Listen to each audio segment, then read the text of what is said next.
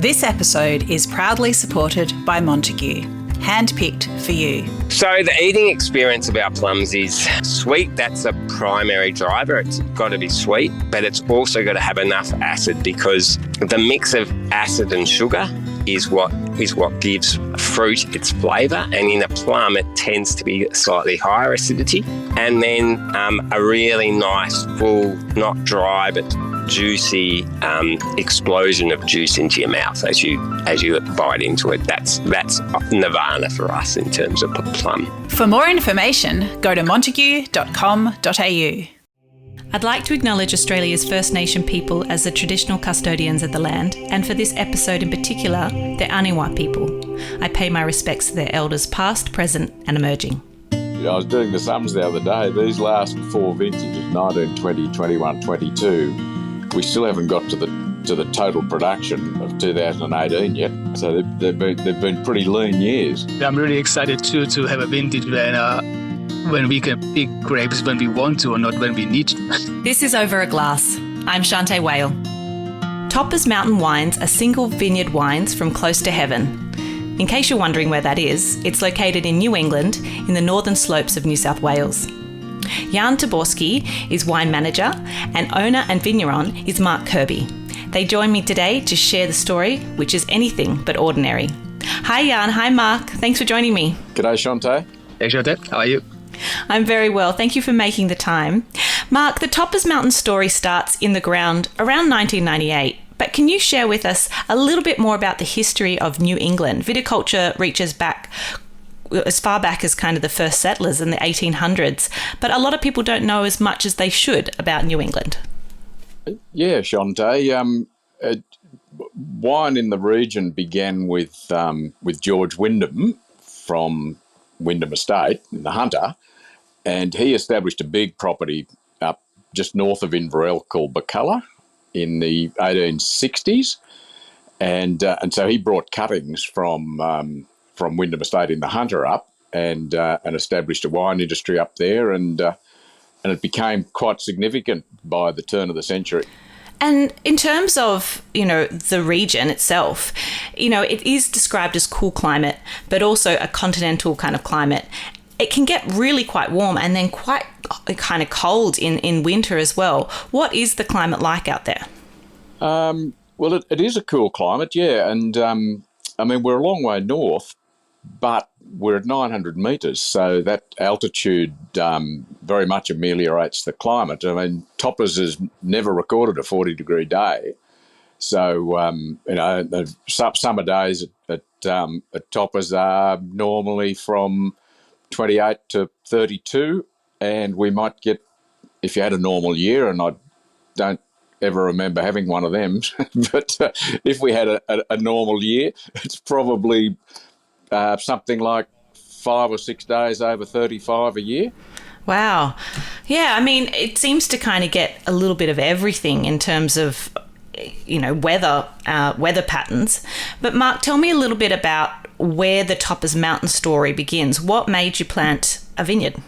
Well, that's a long story, but we used to be cotton growers in Moree, and we formed in the early 90s. We were getting a bit sick and tired of irrigated cotton, and myself and my two brothers and some friends in Moree formed a partnership, Thunderbolts Rock Partnership, and we decided that we wanted to do some stuff in horticulture, in permanent plantings, as opposed to annual cropping, which we'd been in.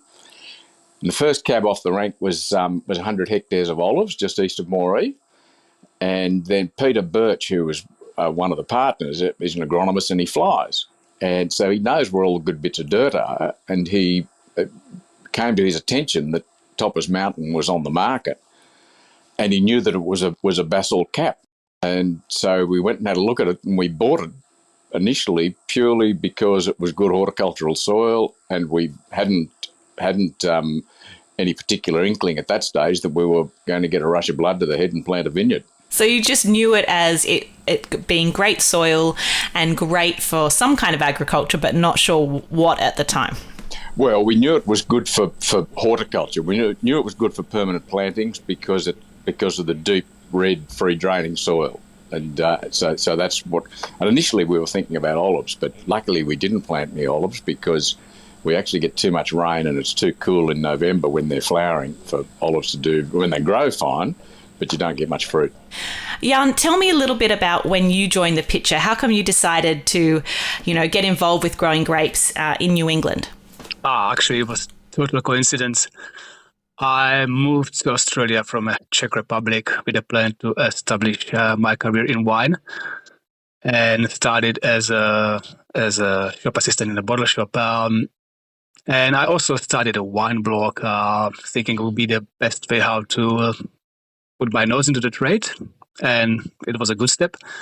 And writing one of my blogs, I met Mark, and I heard that improbable and interesting story of someone growing about 20 different varieties in high altitude in a place nowhere near to other vineyards. So I definitely was curious, and I met Mark just to have an interview for my blog, and the interview took about 5 hours. We went through like 20 different wines, and I think by the end of the day, we end up working with each other. Well, that's a very successful interview, I have to say. Let's explore a little bit about grape varieties, because you are working with, I don't want to call them alternate grape varieties because I just find them to be incredibly interesting grape varieties. But tell me a little bit about why the decision, Mark, to plant something that was probably a little bit different at the time.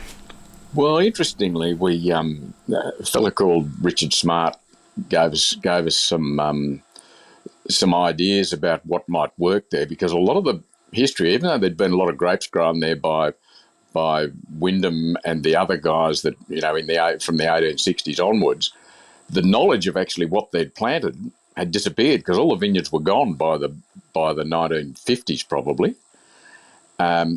And so we were sort of starting from scratch as to what to plant. We spoke to Richard Smart, and he had a thing called a homoclimate analysis, where he looked at our climate and some various things that he thinks are the major variables in viticulture, and then he goes and looks at established wine growing regions that are closest to those variables, and says, well, they're growing these grapes in that place over there that they've been doing it for 200 years or 300 years or whatever, and so that's probably as good a place to start as any for you.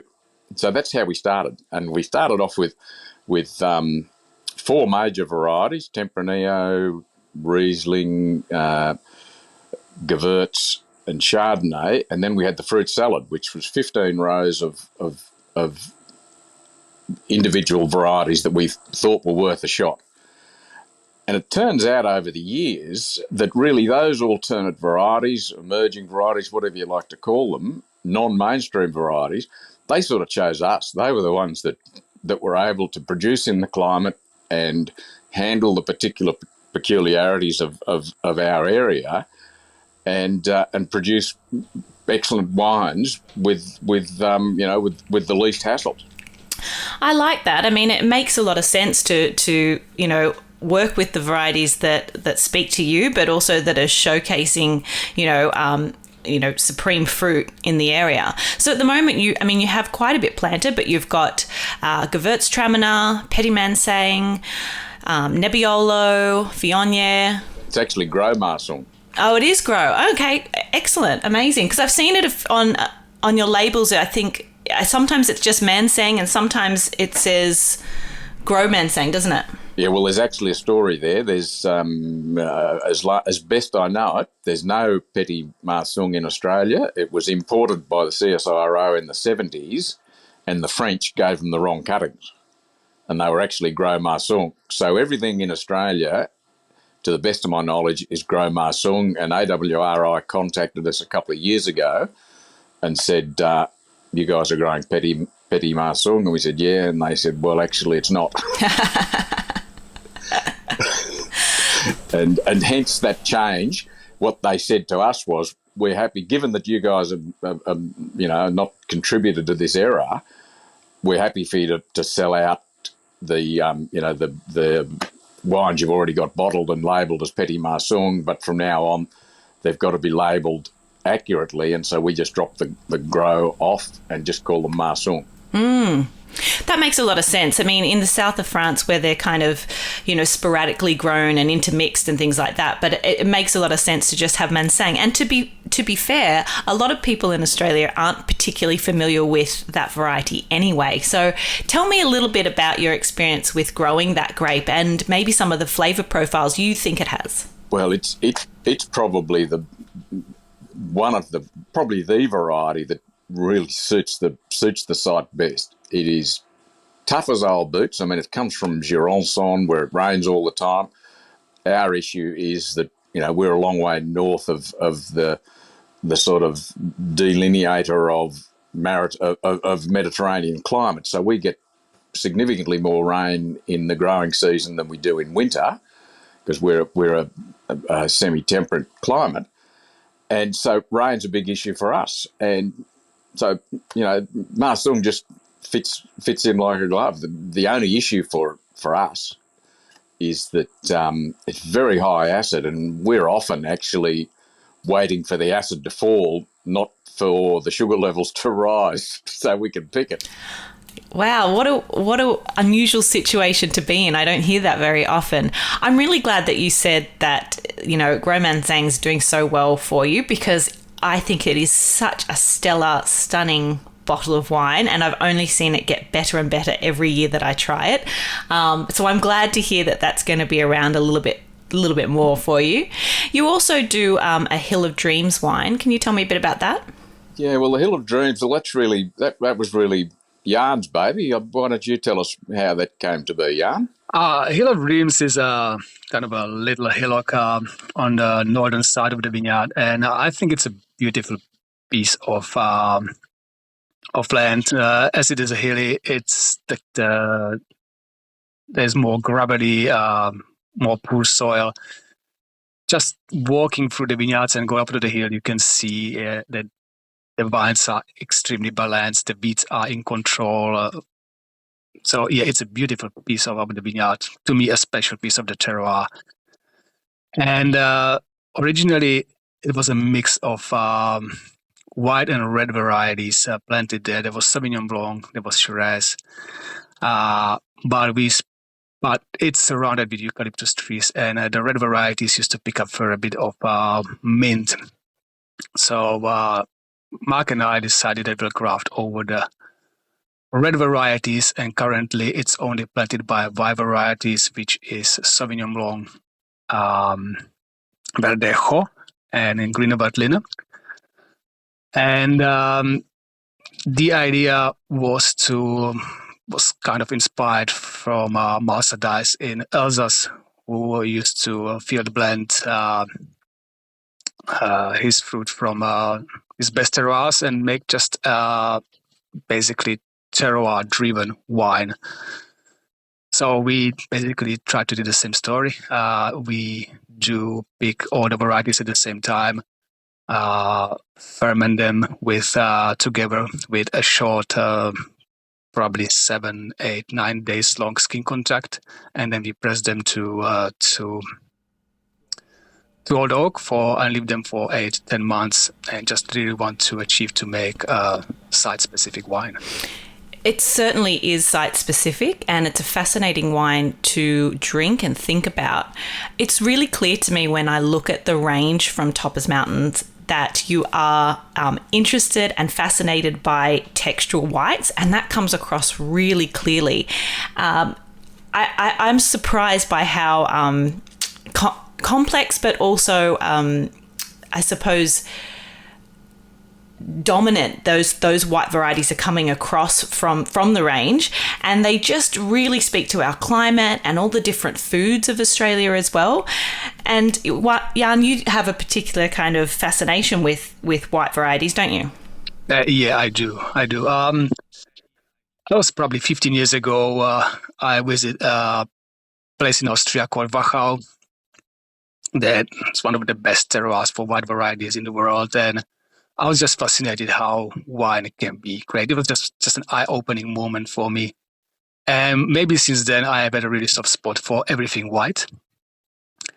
And the more and more I'm getting experience with growing and winemaking, I really try to focus on the texture of white wines, which I think is very interesting. And different varieties can offer different textural opportunities or possibilities and styles.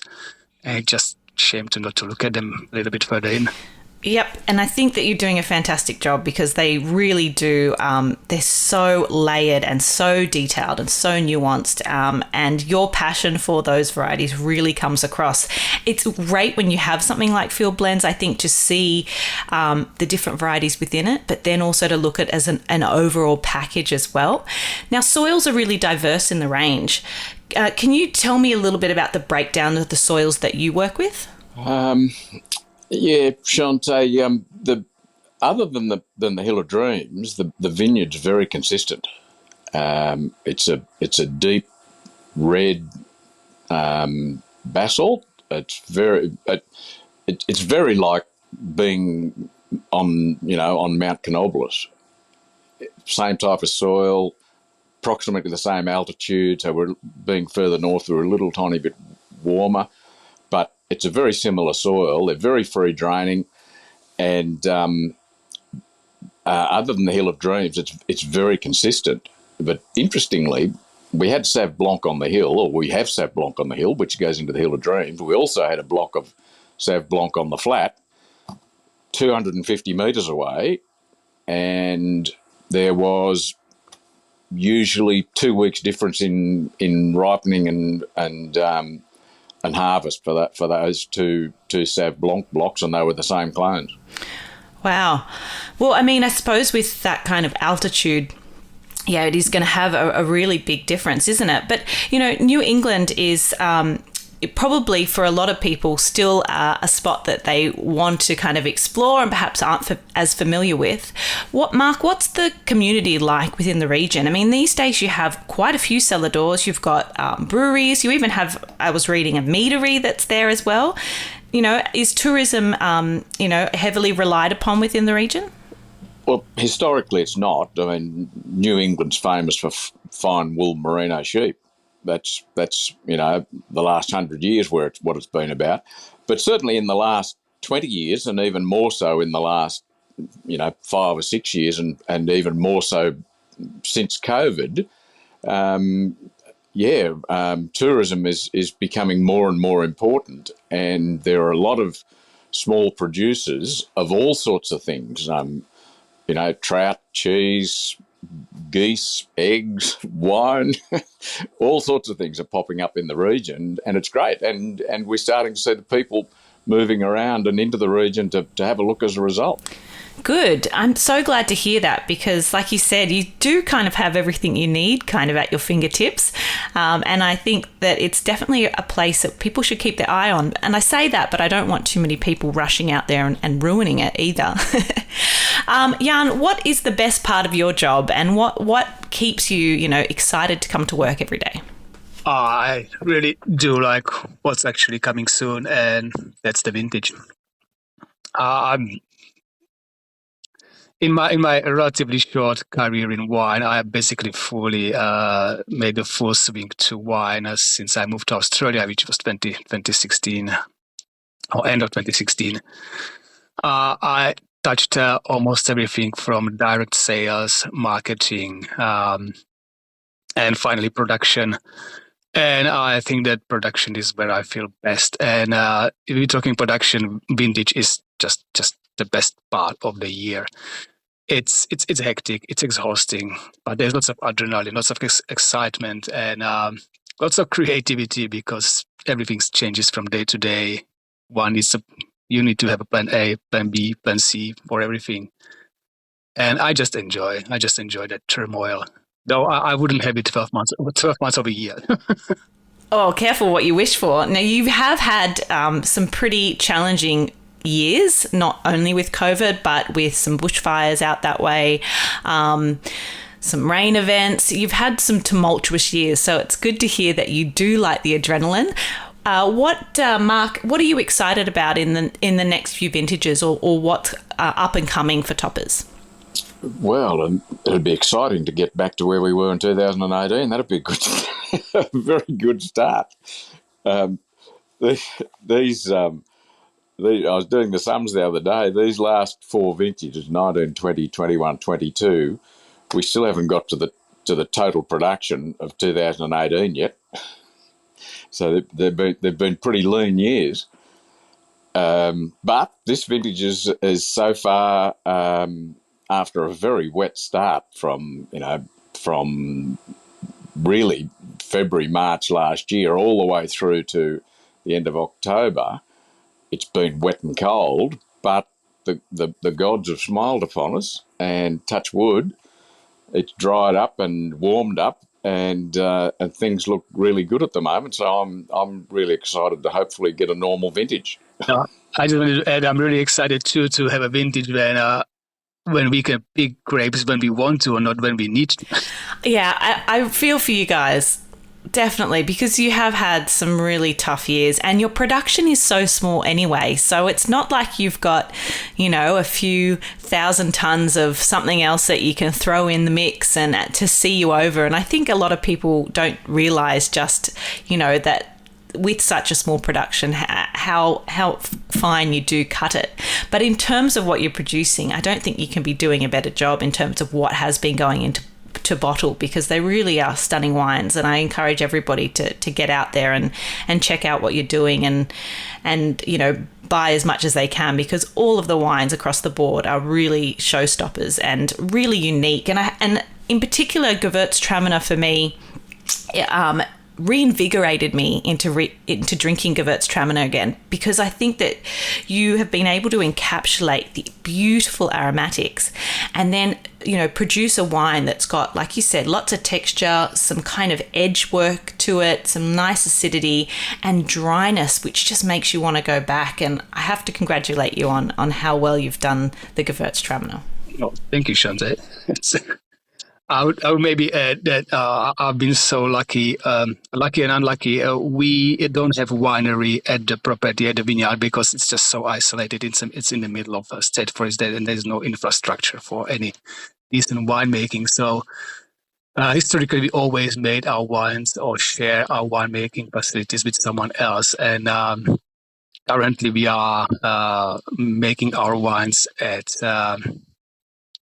La Petite Mort, which is a winery in Balandine. And while I'm making my wines there, I'm not a trained winemaker, and I have to share a big thank you to these guys who are extremely helpful, both in with equipment as well as advice and sharing their experience. Really, really, really great guys. Indeed, and I've been trying to hassle them to get on the podcast as well, because I'm a big fan of their wines. But lovely to hear that you work amongst people that share their knowledge and support one another, because these last few years have taught us, if nothing else, that is so important. I do ask everybody what they'd like to drink if they could only drink 3 drinks for the rest of their life. Mark, would you like to kick us off with, if you could only drink 3 alcoholic beverages, what would they be and why? It's a difficult question, and I've really enjoyed having a bit of a think about it.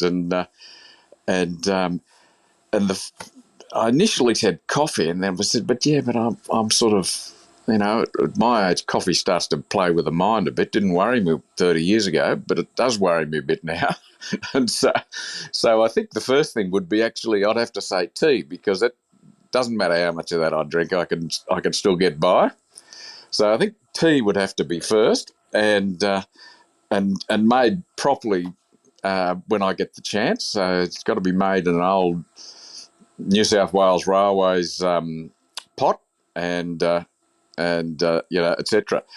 But beyond that, I think wines. So definitely wines, and I've heard a lot of your guys that you've interviewed talking about particular wines that they like. But I'm going to say that it doesn't really matter what sort of wine it is. And what I really enjoy about wine is the places you go and the people you meet. And so my cellar is really a reflection on the places I've been and the people I've met. And so it's just a wine that that you've got some story to, some of the history of, who's behind it, and you can think about those aspects. And so really, it doesn't matter what sort of wine it is, as long as it's a good one and you got some link to it. And finally, I think I was troubled by this one, but I think I'd have to say, although I don't drink very much of it, some nice whiskey. Japanese, Scottish, doesn't matter. Tasmanian, again, it's got a story. Very strong. And I agree with you when you say, wine often, or beverages, link us so much to a time and a place, and sometimes they're so reminiscent, and it's something that can be shared, and it is really that collective experience that comes with drinking something like a nice wine and sharing it. I don't know if you want to always share a whiskey, because when you have a really nice whiskey, it's often few and far between, so I don't know about sharing those, but 3 very good answers. Jan, what are you going to be drinking if you've only got 3 drinks? Well, I read the question properly, so I was thinking only about alcoholic drinks. And it was pretty straightforward to me. One thing I would definitely like to stick with is Czech beer. Apparently, thanks to my origins. Champagne would be second one. And Nebbiolo from Barolo and Barbaresco. I can imagine my life just having these 3. A man that no one knows what he wants. I'm glad you're here to say Czech beer, because I really feel like we're not worthy, because your pilsners are ridiculous. I could wax lyrical about that all day long. Champagne, I mean, who doesn't want champagne? And then you're going for the beast of Barolo and Barbaresco. So definitely the finer things in life you like. Yep. Well, Mark and Juan, it's been so lovely to have you on. I love your wines and what you're doing out there. I think, they're quite revolutionary. They're certainly delicious, and New England's in incredibly good hands with the likes of you guys. So thank you so much for making the time. I look forward to the next time I try a Toppers Mountain wine, and thank you very much for chatting with me today. Yeah, wonderful, Shanteh, and we'd love to see you up there sometime not too far down the track. I will definitely be stopping in. I actually have family in Coffs Harbour, so then literally the next time I'm headed out I'm going to come on and pick your brains, if that's okay. Wonderful, love to see you. Sounds like a plan. Thank you very much, Shanteh, for having us. You're very welcome. Cheers to you. This is Over a Glass. I'm Shanteh Wale. Stay tuned for more stories from the world of wine and drinks. Listen in every Thursday on your podcast app. Follow us on Instagram @overaglasspod and contact us at overaglass@deepintheweeds.com.au.